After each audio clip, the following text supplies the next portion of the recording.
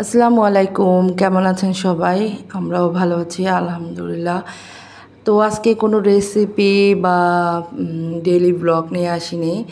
আজকে একটা অন্যরকম ভিডিও নিয়ে আসলাম।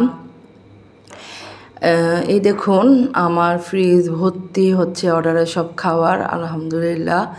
তো অনেক অর্ডার, তো এর মধ্যে আমি অর্ডার কমপ্লিট করে ফেলেছি। তো কিছু কিছু আছে যেগুলি দেওয়া এখনও বাকি আছে, তো ওগুলি একটু গুছাচ্ছিলাম। তো এই ফ্রিজটা ভর্তি আমার অর্ডারের খাবার, আর আরেকটা ফ্রিজ আছে সেটাও ভর্তিও আছে। তো এটাই আপনার অনেক আপু আছেন যারা মনে করেন কীভাবে শুরু করব বা আদৌ কি বিক্রি হবে। তো এই দেখুন, আমি অল্প আইটেম নিয়ে শুরু করেছিলাম, আর অল্প কিছু কাস্টমার নিয়ে আমার বিজনেসটা শুরু করেছিলাম। কিন্তু এখন দেখুন আল্লাহর রহমতে আমার যেমন কাস্টমারও অনেক এবং অর্ডারও তেমনই আলহামদুলিল্লাহ অনেক, যার কারণে এই যে এত এত জিনিস আমার এখন বানাতে হয়।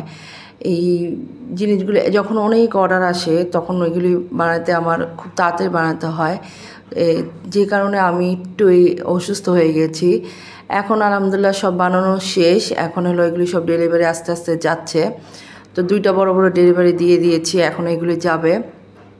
তো এটাই আপনাদের সাথে একটু শেয়ার করছি যে ধৈর্য হারা হলে হবে না, ধৈর্য নিয়ে নামতে হবে এবং বিশ্বাস রাখতে হবে আল্লাহর প্রতি, যে আল্লাহ যদি পারে সবই সম্ভব।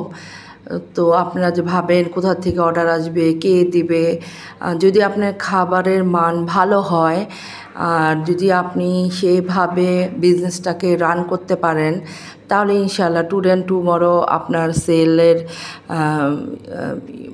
পরিধি বৃদ্ধি হবে, কাস্টমার অনেক আসবে। তো ভয় পাবেন না, ভয় না পেয়ে যেসব আপু কিছু করতে চান ঘরে বসে, আমি বলবো যদি খাবারের বিজনেস করতে চান তাহলে দরকার হলে একটা আইটেম দিয়েই নামেন।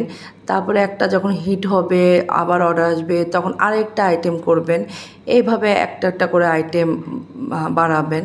তো এই দেখুন, এটা আমার একটা ছোট ফ্রিজ, ওইখানে সব রেখেছিলাম।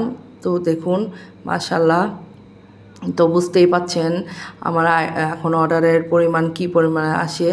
তো ভিডিওটা ভালো লাগলে লাইক দিবেন। চলে যাচ্ছে, আল্লাহ।